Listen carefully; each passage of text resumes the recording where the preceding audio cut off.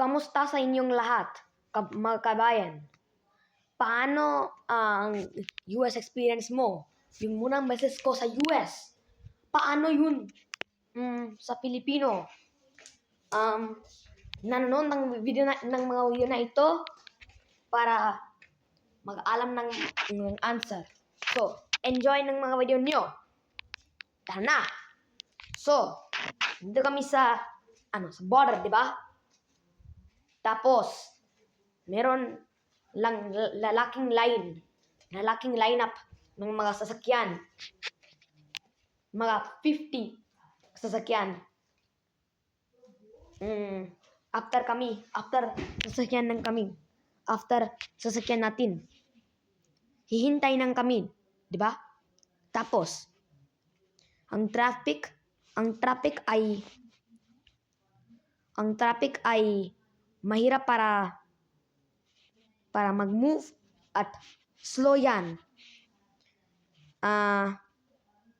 So, di ba? 1.5 hours passed. Tapos, turn namin. After 50 cars at maraming ng hintayan. We got our turn. Nag-sign kami. Nag-question, nag-officer, mabait niya. Nag-question lang sa kami. Nagka-question lang sa kami. Hey, kayo. Saan kayo pupunta? Anong ginagawa niyo dito sa US? Sa country niyo? Sa country ko. Sorry. Tapos, sabi niya, gaano katagal dito sa US? Gaano katagal ka dito sa US? Sabi ko, 4 oras. Sabi niya, okay daw. Sabi ka, okay, sige, ingat, enjoy kayo, bye-bye. Sabi ka, nice to meet you din. Ikinagagalak kong makilala ka. Tapos, Miss US. Munang beses ko sa US. Sunny afternoon yan. Nagdaadaan kami ng border crossing tapos sa street sa Blaine, Washington, USA. May maraming mga bagay dito sa US. Nag-stop na kami sa Domino's Pizza. Nakakain kami. Sorry, my Tagalog isn't good today. Tapos, naglalakad kami sa Butcher Beach. Tapos, nasasakyan. Tapos na. 15 minutes dyan, nag-spend ng nanonood ng mga views dyan. Maganda dyan. Maganda yan. Maganda dyan. Pero, naglagpan kami sa car na naman. Pumunta kami dyan sa Bellis Fair Mall. Nagpunta kami sa Bellis Fair Mall. Nagmuna message sa Bellingham. Munang message ko sa Bellingham. Hindi sa tatay ko. Pero para sa akin, oo. Tapos, nag-shop kami ng Target, ng jacket, ng clothes, ng mga laro. Tapos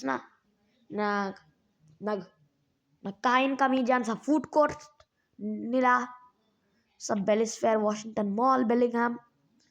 Yung lungsod ay Bellingham sa USA, 98226 yung postal code. Sorry, 2%. Pero, dito po. Sabi niya sa akin, gusto ko malaman kung anong bathroom dyan sa US.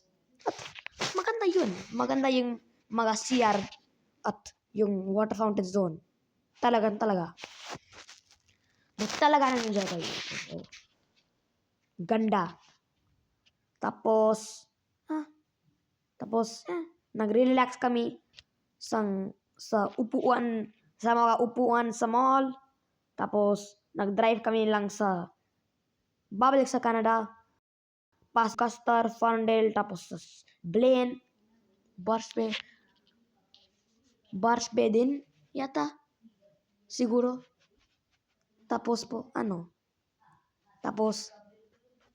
nag-cross po kami sa Canada, babalik kami. Hindi ko magsabi kung anong sasagutin siya. sa border ka, konting bastos siya.